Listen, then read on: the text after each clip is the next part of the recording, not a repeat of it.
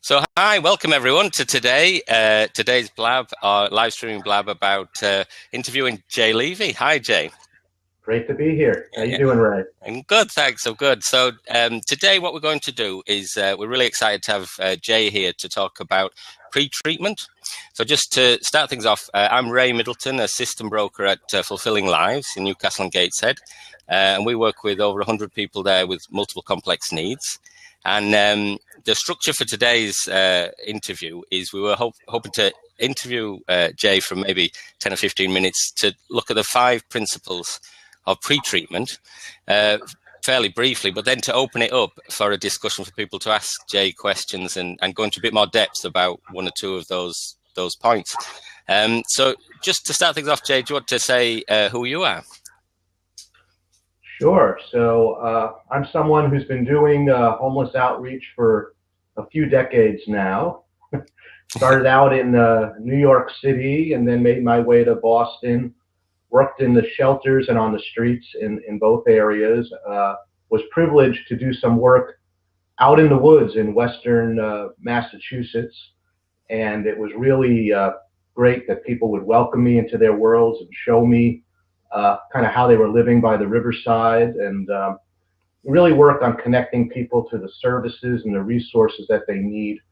Got into writing and talking about pre-treatment based on my own experience of some of the difficulties of either connecting with folks or developing the trust or being able for folks to be able to access the services that they really need. And from there, I've been very busy as a regional manager for both Western and Central Massachusetts, work with Elliott CHS homeless services, currently connect and oversee about 8 outreach teams that kind of work across half the state of Massachusetts. Right, yeah, that's really helpful. And it sounds like there's been a bit of a journey there about how your interest and ideas of pre-treatment came about. So is that really, in terms of your journey, is that what provoked these thoughts and ideas which have formed into the ideas about pre-treatment? Yeah, it really did. It's a very hands-on kind of journey, as you say. I started out, I remember my first client that I was working out at the Port Authority in New York City, came across a gentleman by the name of Old Man Ray. I write and talk about him in the books that I wrote. And I really think about him as being my first field advisor. Because, when you're new and in the field and first connecting with folks, it's easy to think, especially as you're a new graduate with your degree and you have your list of resources and services, that you're really the expert. And kind of Ray taught me the lesson that he wasn't, let's say, all that open to the services I was offering him. And he didn't really see me as the expert. In fact, he was right to think that he was the expert on his own world. And I was kind of knocking at the door and probably should have been more or less asking permission to get in and to connect with him. And instead, I was trying to very quickly, move him along, kind of do this fast food approach to outreach, which really, for the folks that are out there and have transitioned and adapted to some degree to homelessness while still maybe struggling on a day-to-day basis on the challenges that might come up. Those are the folks that are out there and in need on the one hand, but on the other hand, they've gotten a sense of kind of what they're doing, maybe a sense of meaning in the world. And I think as outreach workers, it's really important for us to connect to people's meanings and where they're at. And that's really the key, because the question that Ray brought to me that I had to really think deeply about is, what do you do when you're offering services, when you're saying, hey, I can help you? The person seems to be absolutely in some sort of need. I mean, it's very evident by observing the person. They might have medical issues. It might be 10 degrees outside. But the question is, if you're offering a service and the person says they're not interested, then what? Does it all fall apart? Or is that where outreach really begins? And so what do we do from there? And that's what pre-treatment kind of came out of, that basic question. That's a really helpful introduction and helps us understand the context and the journey that you've been on. So what that makes me think about maybe is the first principle of pre-treatment is about relationship formation And would you be able to say for a couple of minutes, just describe what you mean by that being the first principle of pre-treatment? Sure. So there's 5 basic principles, and this is very much person-centered work, and everything begins with the relationship. And if you don't have that, there's really not much you can do. I mean, that's really the foundation of the work that we do, and it's about developing trust with the person, respecting autonomy, which I think is a piece even in a lot of the journal articles. I don't always read that as the upfront point that's made, but it really is a combination of those two, developing trust and respecting the person's autonomy. We're really seeking permission to enter the person's world, to understand where they're coming from in terms of their words, ideas, values. And when I talk about engagement, I break it up into various stages, which I don't know if you want me to go into the stages now, or maybe if you could briefly maybe say what the stages were, but we'll come back and go into a bit more depth a bit later on. Well, basically, the stages take us from the very beginnings of that initial communication with someone to the point of making goals. So I'll kind of leave it at that. Okay. And there's 3 stages, and we can get into that a little more in depth. That's great. We'll revisit that a bit later in this discussion. So then I'm thinking about the second principle, which is about creating a common language, or common language construction. You talk about it in your books. Could you just describe for us what you mean by that? So it really is this sense of 2 worlds coming together. You got the world of the person who's doing outreach, and you got the world of the person who's experiencing homelessness. And the person that's experiencing homelessness has their own sensibilities around, the words that they use, their ideas, their values. And the question is, how do we connect? How do we form a common language, a strong communication with the person? And again, it's something that I break into some stages. The stages are entitled understanding a person's language, utilizing the language within the work, and bridging language, which is a very important phase. But when I talked about engagement, and all these things really come together, there's simultaneous processes, really all 5 principles that we're going to discuss. So we're talking about it, for presentation purposes as separate pieces of the puzzle. But when you're doing the work, it's really 5 simultaneous things that you want to be aware of. And on one level, we're engaging and right there with the client. And on another level, we're thinking of assessment, kind of where are we in each of these principles in our work with the person. So jumping off of engagement, as we get to that point of making goals, which is the last phase of engagement, it's very important that that goal is set in a common language that the client can embrace. So pre-treatment is very much a goal-centered work that we do with the folks that are out there, as opposed to being problem-centered. It really is based on where people are at, which is why I talk a lot about stage theories, and I talked about that with engagement and now with common language development, because the stages help us to stay in line with where the person is at, and it helps us to assess whether our intervention is staying in line with that person. That sounds really helpful description there, because I'm thinking people can hold in mind the different worlds. So the different worlds they may have come from, and they may be informed by different kinds of professional worlds like mental health or social work or other kinds of addiction type world. But also the really important point there about understanding and creating a common language, because with the people you're trying to help and understanding their language, their world, and creating a common language. So that's a really helpful, and I appreciate what you're saying about by splitting things into maybe 5 key principles, it helps us to see that they're integrated, but that they are connected as well. So I just wondered then about whether you could say something briefly about the third principle, about supporting the process of transition and adaptation. Could you say something about that?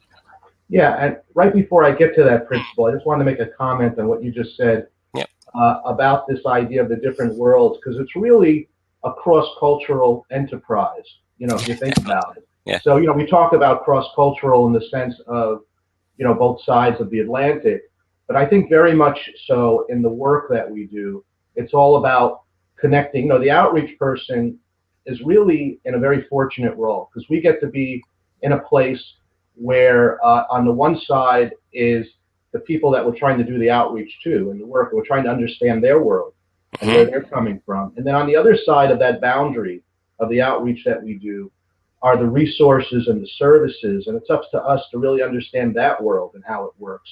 And of course, it's about bridging, about bringing these different worlds together. And then on the other hand, like you said, the outreach worker might have come from a very different sensibility, culture, place.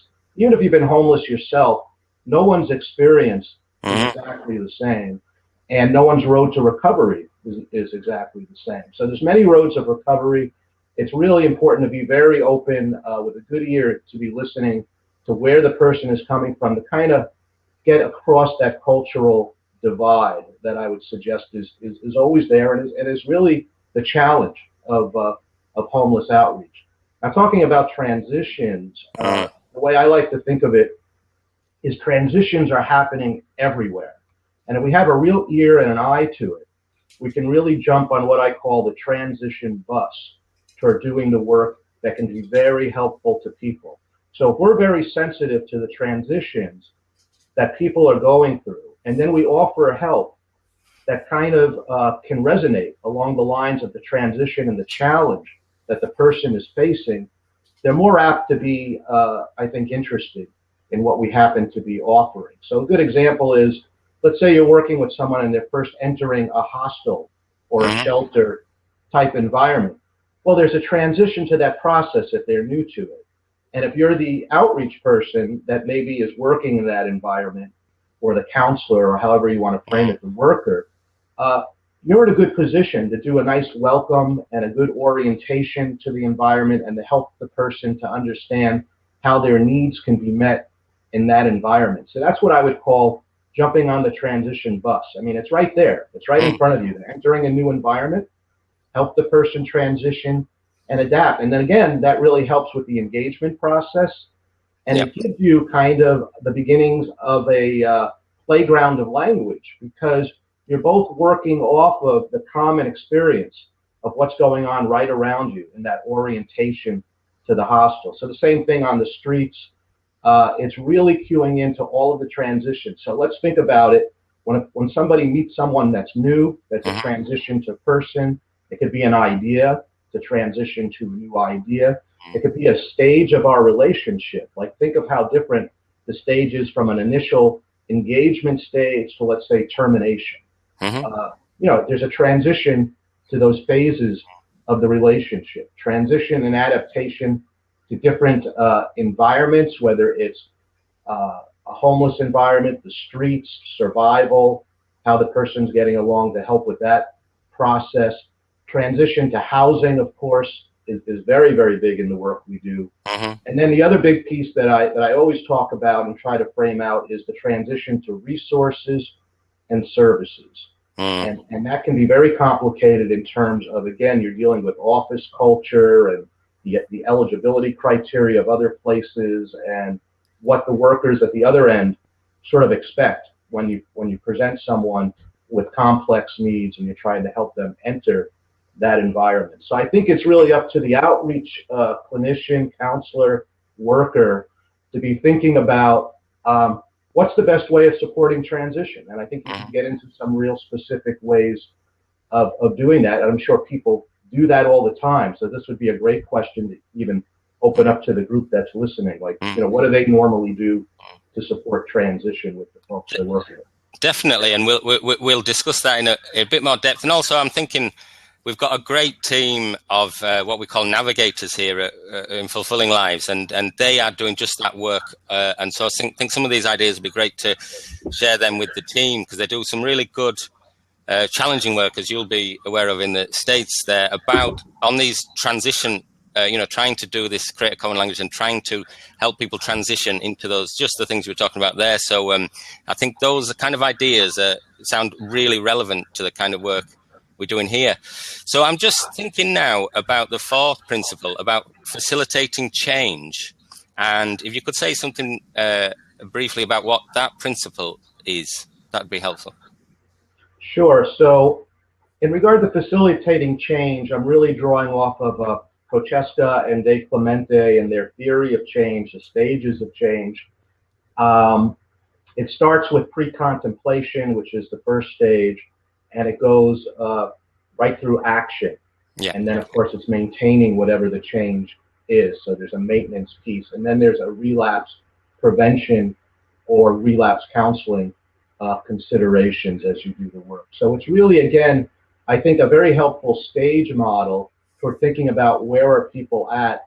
Now, what's interesting about the stages of change is I would say it's a little bit more of a problem-centered focus, because you're thinking about, when I say a little bit more, I think the rest of what I'm talking about is a bit more focused on specific goals and where the person's at, and kind of taking them from there to the next point in their journey.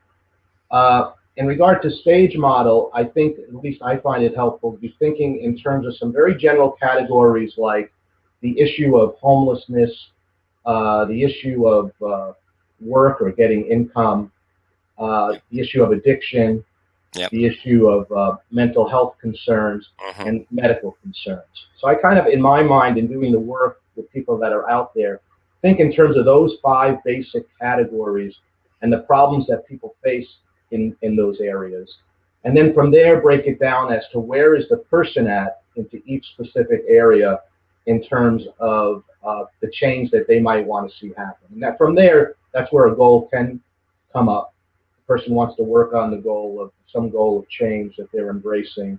And you can say, okay, where are they in this process? That's yeah. Go ahead.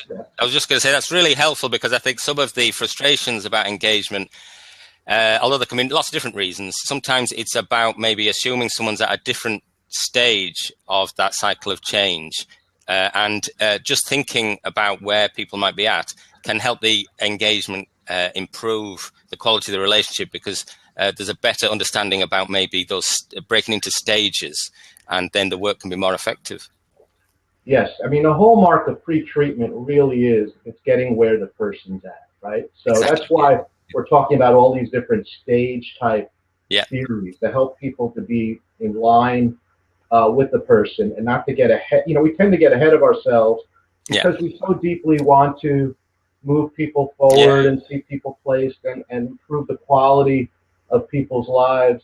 And I think that's really something we have to look at in our reflective practice. That are we getting too far ahead of where the person is at, and is that actually getting in the way of our work? And I think it can.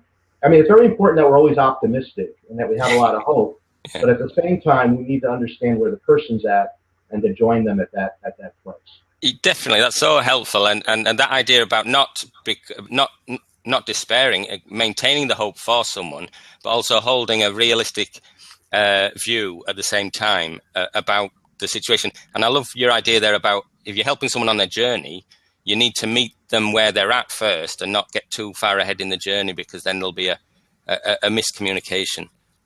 So I'm thinking about the 5th principle, and I'm thinking about promoting safety and thinking about crisis management. And could you want to just say a little bit about that 5th principle? Sure. So, my experience in terms of my own work and with the staff that I work with, that certainly on a day-to-day level, we're very concerned about people's safety. I mean, today it's 20 degrees here in New England. It's pretty cold. And, we're meeting people that are roughing it, that are sleeping rough, that are outside, that at this point maybe don't want to come in, so they're making the choice to stay out there. But then on the other side of it is the question of, well, how safe is the person, and is crisis intervention needed or not? Can we do some harm reduction type approaches? So safety, I break it down into 2 different categories. One would be the crisis intervention piece, and the other is the harm reduction piece, and both are equally important. I think for staff, and for myself, when I was doing the work, we tend to get very stressed around the crisis and our concerns of the people out there and how they're doing. But, the beautiful thing about crisis is it's a real opportunity to support change. And so I'm very big in talking with staff about the idea of really embracing crisis when it's there, as opposed to something that we want to maybe, stay away from or avoid, and then actually some bad things can happen if we're not there to really intervene during that period of time. So crisis intervention is really a key piece of the work. It's a real opportunity to support change for the person, because when a person is in crisis, I mean, think about what's happening. Their normal ways of coping and dealing is hitting a wall. Yeah. It's not working for some reason. So Yeah. their normal way of surviving out there, or their normal way of coping, mentally, psychologically, it's not working at that moment. And so you're seeing these new types of what we call, in clinical language, like acting out behaviors, or a person all of a sudden not in this equilibrium with their environment like they were. So again, this connects with transition and adaptation, which is the third stage. They're no longer adapted to the environment that they're in. And so at that point, a person tends to be more open to help. And you can actually, in a more matter-of-fact way, say, well, how about we consider now doing this? So a lot of the focus on crisis intervention, you can take a little bit more of an assertive standpoint, as opposed to that laid back, just offering options kind of thing, saying, hey, I'm really worried about you. And if you have developed that trust, and this is the key, because I think, like I said, everything comes out of the relationship. So if you got that relationship and you show that concern, a crisis point is a place where you can be more assertive and directive. And to get to, I think, Ruth's point on that whole piece that you wrote about the car, and talking about the car as a pie, and the tendency, like when is it okay to encourage or to do behaviors and actions and interventions that might encourage dependency. Crisis is a time where it's certainly okay to do that, where you want to really be with the person, you want to transport them, or get the authorities to transport them if it's not safe, an ambulance service or however it works. But it's a time where we can really connect people directly to services. Yeah, never waste a good crisis, I think, is a good way to think about it, because obviously we've got all those concerns, but there's also, as you say, and you articulated it very well there, Jay, is the potential to think differently, to do things differently. And thinking about a journey, a crisis can be a point of thinking, well, maybe there's a crossroads here, and maybe the journey of my life could go in a different direction, and the worker can have a role there if they built up trust to kind of reconsider a different approach. So I just wanted to thank you, Jay, before we open it up, to kind of going through. Go on. Well, I want to talk a little bit about harm reduction. Oh, yes, minute to do that, because I think this is an important part of promoting safety. So crisis is sort of one pillar. Harm reduction is the other pillar of promoting safety with the folks that we work with, because often people are not in crisis. Now, it's interesting, because sometimes the worker's in crisis, but that doesn't mean the client is. So that's an interesting thing, because we sometimes get so concerned. We're like, oh, it's a crisis, we got to do something.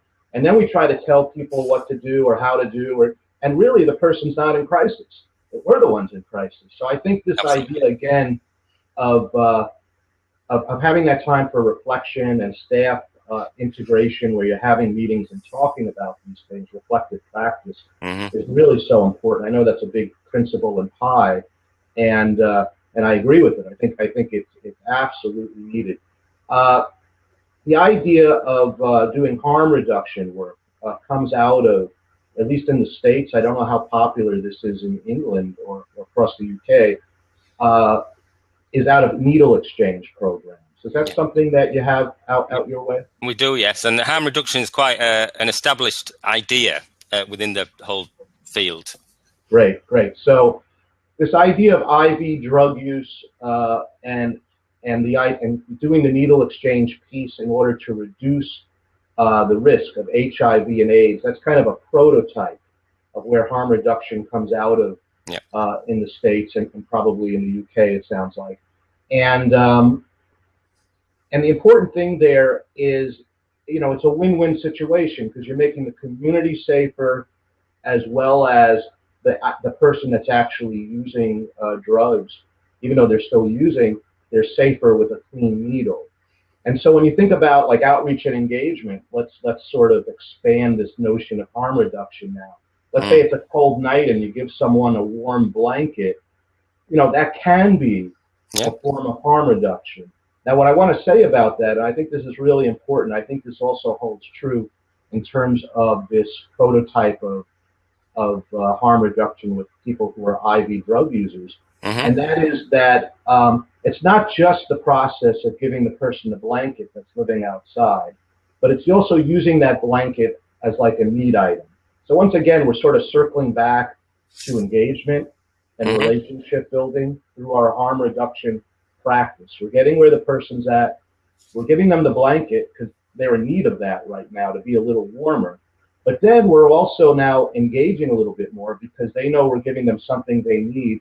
And it gives us a chance to open up the avenue of discussing about maybe other ways that their world can be, other options they might have, whether it be housing or shelters or hostels, but really this idea of how to get to a safe place, even to maybe work out a safety plan, like maybe today you're okay and the blanket will help you, but what if tomorrow you're not okay and you're going more into that crisis mode? Is there something that you would do? It actually helps to set up, if a crisis were to occur, you can then talk back to that plan that you came up during that harm reduction phase and the work you were doing. So harm reduction, I think, is really, really important. And to me, it's not true harm reduction unless you're really using it as a way to further engage and to begin to plant seeds toward future options, whether that's for treatment or housing or a service that the person might need. If you do that all together, to me, that's a real solid harm reduction approach. And it doesn't mean that the person is ever going to take you up on the things that you're offering down the road, but I think that at least needs to be a piece of it if we're going to call it harm reduction.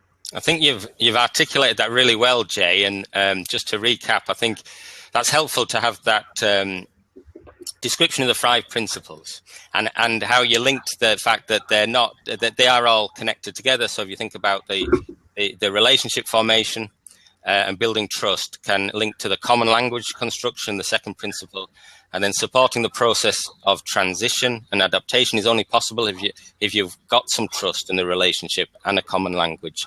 But then you're into facilitating change, the 4th principle there, and you can think about different models of change to help with that. And then the 5th principle about promoting safety. And in a crisis, you've described how well, although there might be a crisis management approach, the harm reduction can also thread into all the other 4, because that could be an opportunity through harm reduction to build trust, to build relationships, which may then link back in to some of the other principles. So it's helpful to have articulated them. And I know you go into a lot more depth in your books, which people could read about those things, about those principles. But you've helpfully thought, if you're helping people with a journey, these are really good 5 principles of pre-treatment, but they're not standalone, and they thread through and link to each other, and they can build on each other. So, Jay, that's really helpful. What I want to do at this stage is to open it up for questions from the audience and to get your response to that. So I was going to, I see there's a number of people in the audience. So some people may want to tweet in the chat a question, but also someone, I see Robin's there, he may want to, it'd be great if he could come on. I'm just opening up the seat because we're experimenting with this new technology. So what I'd like to do is it's going really great today, and it's great to communicate all this, but we can record it as I'm doing and send it to people. We could maybe do this again in a month's time, and that way it will help people think about that journey. People to come on to live streaming Blab is a bit of a jump for lots of people. So maybe we did it again in a month, more people, would be able to come on, and it's a way to spread these good ideas. So I don't know if I've just opened the seat up. So if Robin wanted to jump in, that would be good. And if anyone else is here, there's Bruno and there's Ruth, I think, is here. You could either come on, or if you don't want to come on, you can tweet a question in the chat there. So just while we're seeing about the questions and whether Robin can come in, or anyone else who's welcome to come in. I'm just thinking about that common language formation, and it made me think about a lot of the work we do. Is a difficulty we come across is that, say, the world of, say, statutory mental health services in the UK, and it's probably true elsewhere, there's a particular kind of set of ideas and ways of thinking within the different versions of mental health thinking there are, and that often clashes with the language and the world of the person we're trying to help, who may be homeless, have addiction problems, and that can create quite a tension.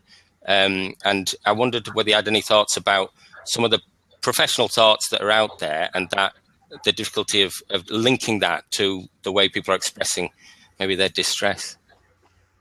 Sure. Well, I mean, I agree with you. There really is, I think, in many respects, what I would call a treatment bias and an over medicalization that goes on, and where at times it feels like, you know, if you're doing outreach and you're really connecting to the world of the client, you really begin to be very sensitive to what clashes with that person's world. So I think, you know, often we're asking people to say to raise their hands and say, well, yes, I have a mental illness, or yes, I have an addiction, or it's like they have to admit to some grand thing that might actually not even fit their value system, and the person might see it personally as insulting even. So on one hand, we want folks to be to get the treatment that they may need, because we know that can save lives. Yep. On the other hand, we want it to be done in a way when the person is ready and in respect to their world. And we want, in the States, we talk a lot about this idea of reasonable accommodation. I'm not sure that that's really a term that you use in England much. Do you? Not the phrase reasonable accommodation. I suppose in response to what you're saying there, it makes me think about some very progressive, kind of radical new approaches to mental health being piloted. So they're not mainstream in the UK NHS at the moment in mental health. It's an open dialogue approach from Western Lapland, which was pioneered by Jaakko Sekala in still now, but it started in the 80s. And that kind of frees itself up to do exactly what you're saying. It allows an open dialogue, maybe around someone who seems to be what traditionally would be called psychotic, and to introduce and value the many different kind of ways of thinking about that, rather than saying you have to admit, say, that you've got schizophrenia, or you have to reach that threshold. It can say, well, that could be, these kinds of distress could be understood in lots of different ways, including a medical model kind of version of mental health thinking. But the open dialogue approach is a lot more freer to value different cultures, different ways of thinking, and it is being piloted as well. So that's I think of that when I think about what you're talking about, transitioning in the different worlds between, you maybe want someone to get into the mental health services because that could be very helpful, but on the other hand, there is a tension between more traditional ways of thinking around that to say whether you meet a diagnostic threshold or whether you admit to something. So I can appreciate what you're saying there. So let me just add that the big point here is, how do we go about bridging language?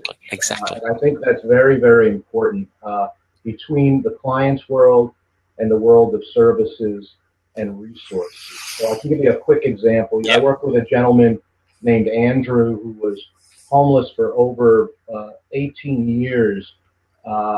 And he really felt like he had a couple of things that he would say language-wise that was very interesting. He would say, like, Jay, I'm no longer playing the game.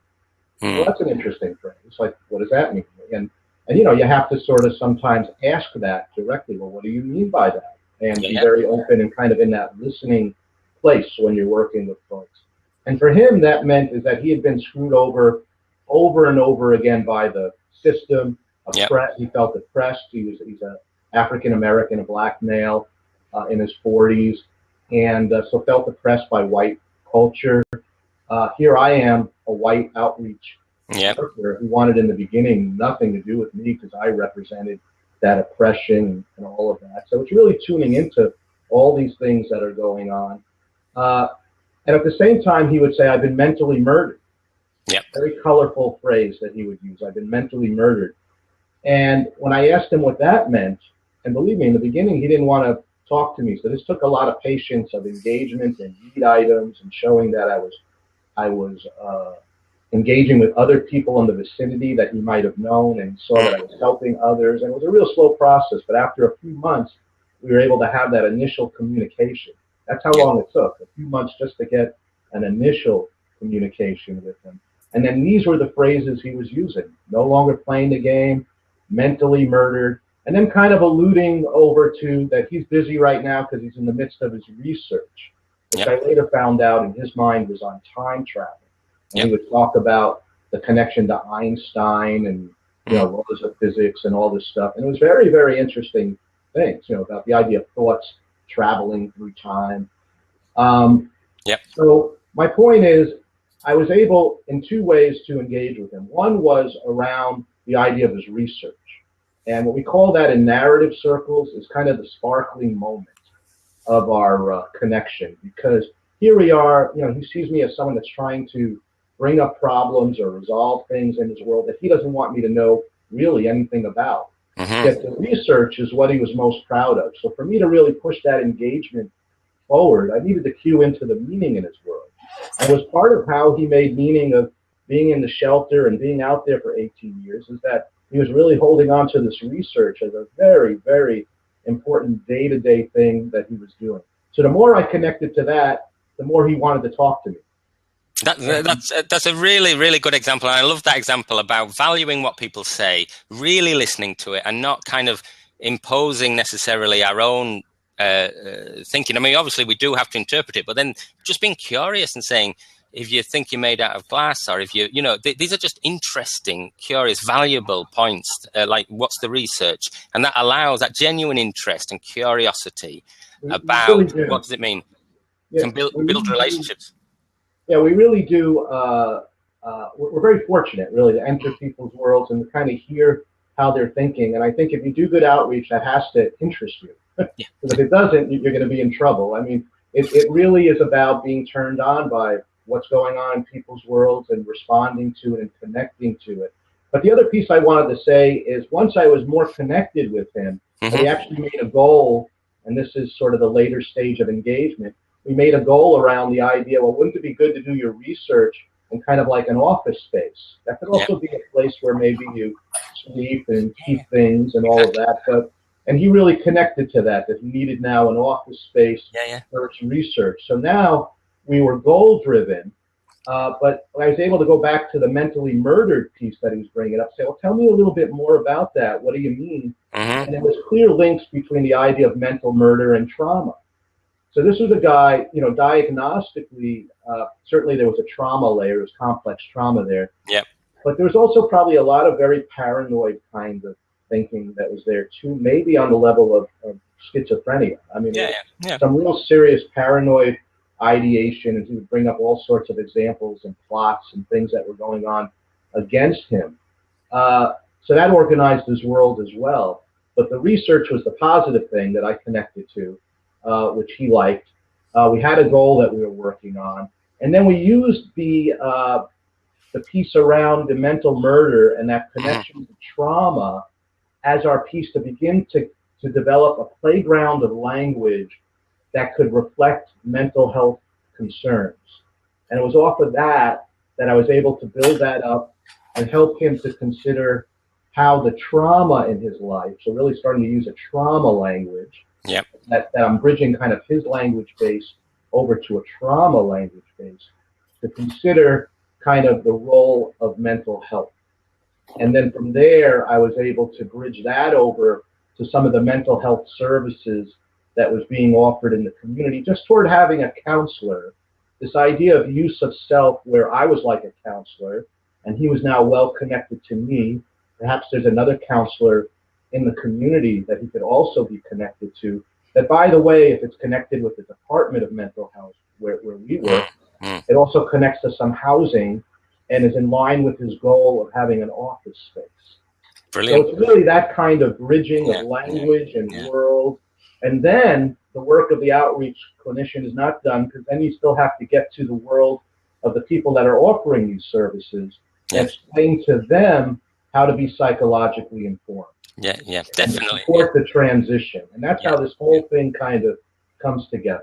So you become a translator of these different worlds, of trying to explain the world of the person you're working with to maybe the structure and the professionals you're trying to get them engaged with, and also explaining how that world works.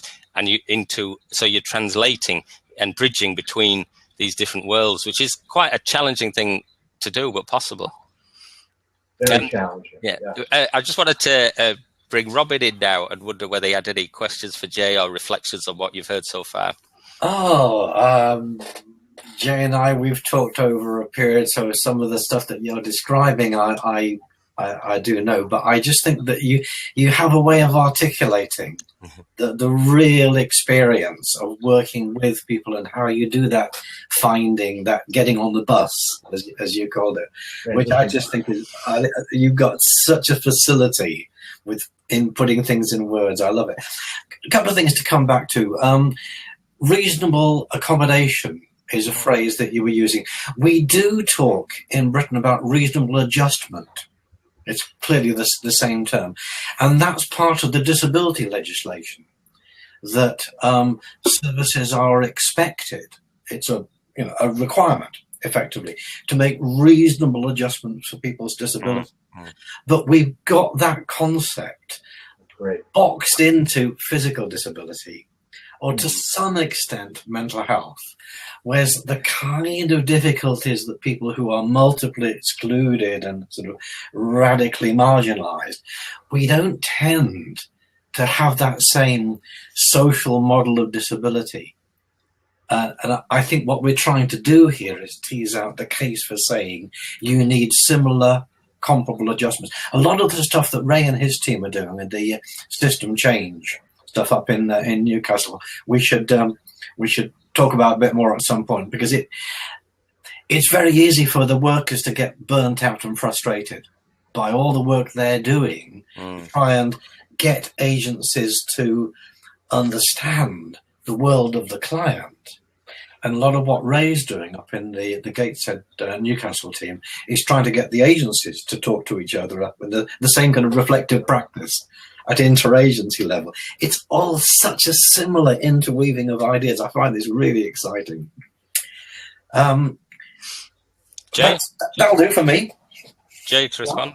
I just wanted to respond that I think on a couple of levels. The first is that when I talk about pretreatment, I actually believe very strongly that the work we do with the agencies can also follow a lot of this pretreatment model, certainly in terms of developing a common language, the engagement, the more you're connected with the person that's doing the intake with folks, and the more they understand sort of our world as well as the world of the client, the more they're going to hopefully facilitate things in a better way.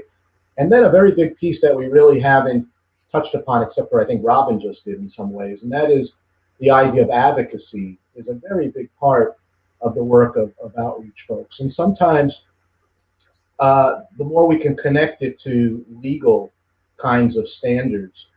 So in the case in the States, we talk about reasonable accommodation. You talked about it as a reasonable adjustment. Is that the term you use, Robin? Yeah. So that if that term has a legal standing, then it really means something to say, hey, I'm requesting a reasonable adjustment or a reasonable accommodation. We have something called, the Americans with Disabilities Act. Yes. That's law in the States. And so we can refer to that law. Now, I think Robin's right to say that somehow the people that are excluded, with complex needs, often people are not looking at them in the same way, like they don't have these rights. But it really is a rights issue on a certain level, and it really is a way of talking about how do we help the services to catch up with some of the legislation here, and to broaden that, to really reach the folks that are most, I would say, in need and vulnerable. And those rights are so important. Yeah. And that they're excluded even from the implications of that legislation, but that's by our thinking, not by anything they've done. Correct. Yeah. Jay's already had a look at the copy of that paper that I sent Ray a copy of. I've actually been building all of those points into the final draft of that paper on principles and practice. I have to get it sent off by 5 o'clock this afternoon. So, yeah. a massive references to get through and so. I'll make sure we finish promptly. If I could just mention, I know Bruno had asked a question about peer work and its connection with outreach, and I haven't been very good at following all the messages on the right side, so I'm leaving that to Ray. And but I want to say that peer work is really, really important. When I first started working with folks in New York City, I was part of a team where there was 3 of us doing the work, and we had a social worker, and then a kind of a bachelor's level worker, and then we also had someone who was the driver, someone who was normally also bilingual, and someone who had firsthand experience of homelessness, so they can kind of play that role of bridging the engagement. And that was very valuable. I mean, and it served a number of things, because the person could get us from place to place, could also, when there was language issues in terms of, like, we need a lot of Spanish speaking folks, so if we didn't know Spanish, that person knew Spanish. And then in addition to that, just in terms of really understanding better the person's world, or if they weren't connecting with us, sometimes that peer, we'd stay back and the peer would do the initial approach and then kind of bridge us, introduce us to the person that was in need. So I think peer can be a really great thing. Absolutely. I think on a certain level, I want to say I feel like we're all peers, because to do this work well, you really have to connect to your human experience, the idea of loss, that we all get wounded, the idea of feeling unsafe, the crises that we've all experienced in our life. And I think if you're not connecting on that level, then I think it's very hard to have the proper empathy and connection. And even for the peers, I think everyone's experience isn't the same. So you have to really get beyond your own experience. Absolutely. Even a challenge as being a peer is to do that. So I think it's very useful for people to see, number one, just the hope and the modeling that a peer brings, but 2, the person knowing that that peer has really been there and experienced some of these things, and the person might be more comfortable initially connecting with them. Yeah. I also go through pains when I hire folks who are maybe master level counselors to see if they actually have peer experience, and I meet quite a few people that do. So I have on my staff now a couple of people who have been homeless and are also, master level social workers. So they're really playing sort of both roles, of peer and clinician. And I think to help people that are peers that are really interested in doing the work, if they don't have that sort of advanced education, that should be all part of the system of supporting peer work and helping them to have access and to make it affordable for those folks to go forward with their careers. That's so good to hear you sharing and valuing and championing that. It's something that we do at Fulfilling Lives here. Is we employ people who are what we call experts by experience. There's different phrases for this, peer workers, but also a number of staff have personal experience of issues around either homelessness, addiction, mental health. And so that helps. I mean, you may be in post, and that wasn't a requirement as well, as you said. It's just valuing that we've all got life experience, but also it's so important to champion that as a valuable resource. I know myself, I've had personal experience of mental health and addiction, and so that is important to share, that you don't need to have that, but you need to have that life experience, but also to value when people do have that, and sometimes structure in the ability to deliberately recruit peers. And in the statutory mental health services near us, they've had a recent push to start a recovery college and employ peers as well, as they're calling them. So I think it's just an important part of the whole picture of progressive work to value that. So it's great to hear you talking about that, Jay. Yeah, definitely. And I think, look, we've accepted this for a long time in regard to addiction services. Oh, I mean, I think it's, you usually meet people who are doing counseling and also have their own experience in recovery. from addiction. And I think it's just a natural extension that we should be doing this really in all of the areas, whether it's dealing with medical disabilities or dealing with trauma, dealing with homelessness. The idea to have like homelessness recovery groups, we do that. We do that now at one of the drop-in centers where we work, where one of the workers that works for Elliott CHS Homeless Services, who I supervise, he does a group and he has speakers come into the group who are now doing pretty well living in the community, but they come in and they really talk about their journey from homelessness to being housed and beyond. And they're doing that with a group of people who are currently experiencing homelessness. And it's very valuable. It really gets people's juices flowing and talking and thinking about their own journeys and what they're trying to do. And it's a lot of great modeling, and it really gives hope. It's so valuable. It's so valuable to hear those testimonies because it builds credibility and trust. And you don't have to have everyone with the same, because everyone's got a different journey. But if you hear stories of, I think that's great, having a group about recovery from homelessness and being able to share, and that can be connected to everything else. So it builds that hope for the future, because if other people have come out of various multiple complex needs and stuff around complex trauma, whatever the elements in that journey are, people then have hope and encouragement, and they can be curious about, well, how did you journey on there if you're a bit further along that journey, and share ideas. So that's great. We haven't got much time left. I wanted to just apologize if I've missed any questions in the Twitter feed, because it's quite a challenging job to, I've been trying to work out the skills of hosting this. So running it all and catching all the questions is a bit of a challenge, which I might not have done amazingly at in terms of if anyone's asked questions. But we can run this again in a month's time maybe, and I'll be better at that. But just before we start to draw it to a close, Robin, have you got any other reflections or comments or questions for Jay? Specifically for Jay, only that I think we should do this again. Yeah. There are particular peer support teams, peer engagement teams that I know of, and I think it will be really, really valuable to get some discussion going, maybe through something like Blab, with you, me, Ray, and others joining in, but more as facilitators, perhaps, rather than as the experts. And wouldn't it be absolutely great to get some people in the UK and some people in the US talking to each other? Wouldn't that be liberating and empowering and just, who knows what might happen? That to me, this Blab technology is really opening up so much exciting possibilities in the new world. The only thing we've got to sort out is time zones. That's obvious. Yeah. So I'm up very early for this. Yeah. I appreciate you getting up, Jay, and I'm sure we can work out the time zone things. I think with any kind of what they call early adopters or pioneering stuff, you kind of work out some of the practicalities just by doing it, reflecting.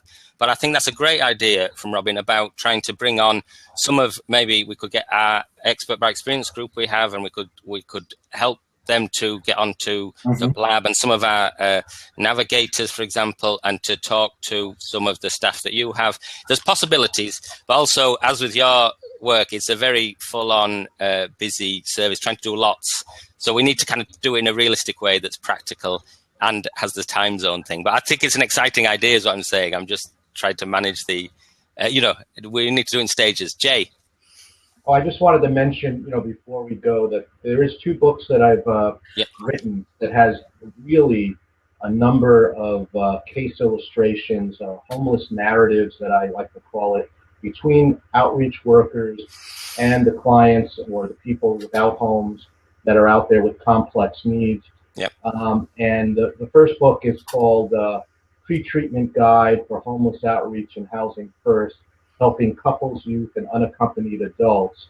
And the second book is Homeless Narratives and Pretreatment Pathways from Words to Housing. So it really has a lot of case illustrations and some tips towards how to best, I don't want to say best do the work, but I think it really can be a nice guide for folks.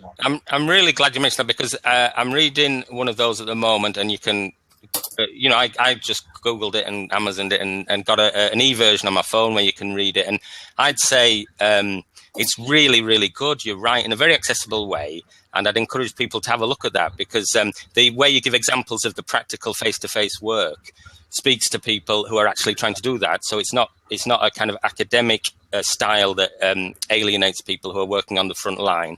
And I think the examples help people to think. So I'd encourage people to get hold of one or two of those books, either in paperback or the e-versions, because genuinely they're very good, I think, and they're very well written, and they've got lots of good ideas. So I'd sort of encourage people to do that. So what would be good, I think, is I'm trying to do my job here of talk show host, is to thank everyone that's commented in the Twitter feed. Apologies if I didn't scope everyone's questions back in here, but we're on a learning curve.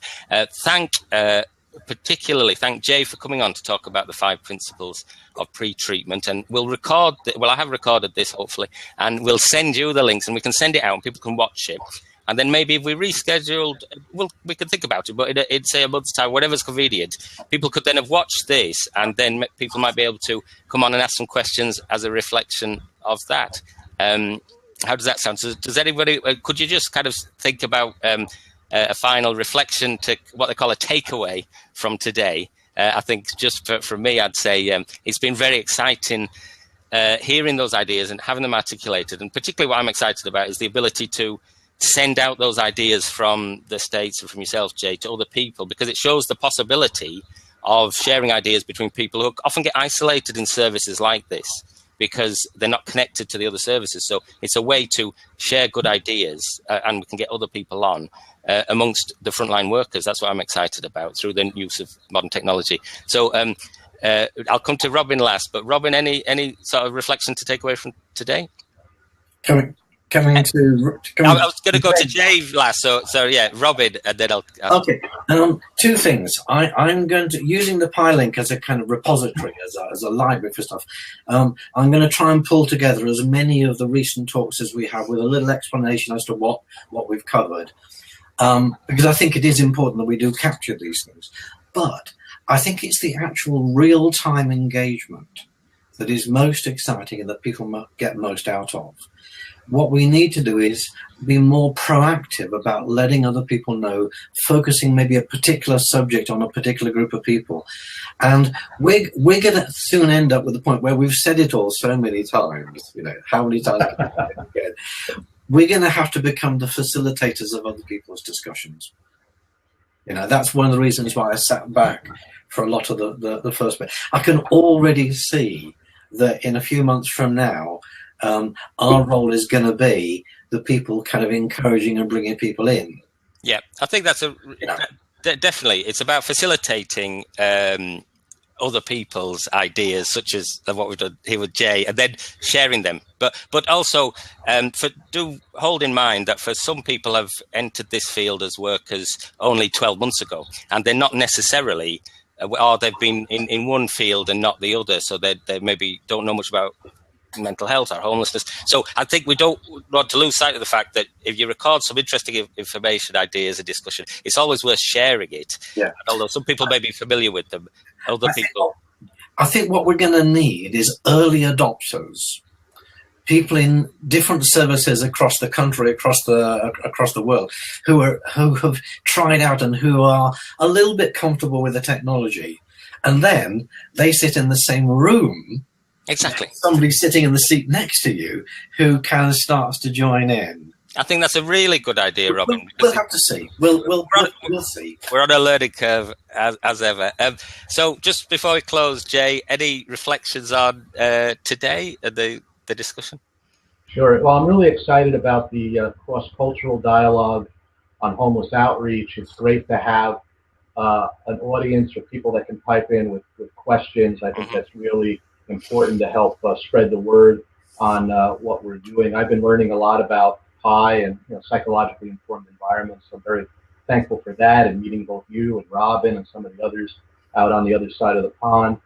And what excites me really is this connection or integration of theory and practice, and then really bringing it down to that nitty-gritty of how do you get where the person is at. So I think the more we can kind of do all of that together, I mean, that, to me, that's very, very exciting to do. And that's great. And just thank you for coming on today and sharing these ideas. And we'll send the recordings out to people, and we'll kind of build on our learning curve that we're always on. So I'm going to draw the discussion to an end. Thank everyone who's joined us live, and come on, Robin, thank you. And thanks, Jay.